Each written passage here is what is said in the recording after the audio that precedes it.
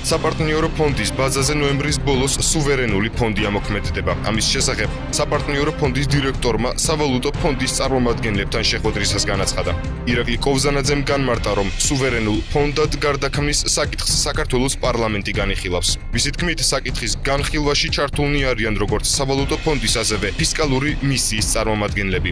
კოვზანაძე იმედოვნებს, რომ პარლამენტი შესაბამის კანონს შემოდგომის ბოლოს მიიღებს.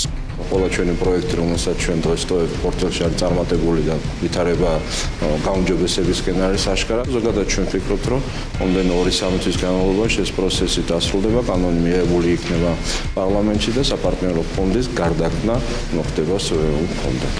ინფორმაციისათვის, სუვერენული ფონდის აქციონერი საქართველოს მთავრობა იქნება, რომლის წევრებიც წარმოდგენილნი იქნებიან ფონდის სამეთვალყურეო საბჭოში. სუვერენული ფონდი სტრატეგიული განვითარების, სუვერენული აქტივებისა და ინოვაციების ფონდებს გააერთიანებს.